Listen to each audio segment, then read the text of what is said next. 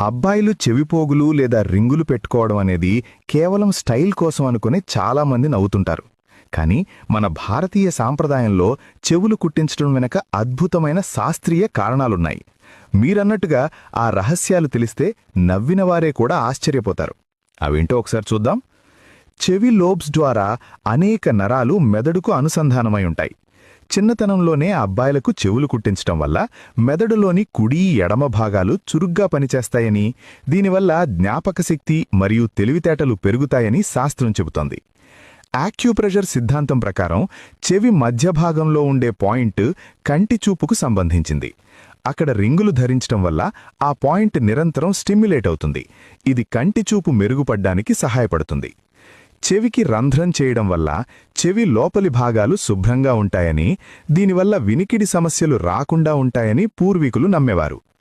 పాతకాలంలో అబ్బాయిలకు చెవులు కుట్టించటం వల్ల వారు మానసికంగా దృఢంగా ఉంటారని, హిస్టీరియా వంటి మానసిక ఆందోళనలు దరిచేరవని భావించేవారు. మీరు కూడా మీ చెవికి రింగు పెట్టుకుంటే కామెంట్ చేయండి.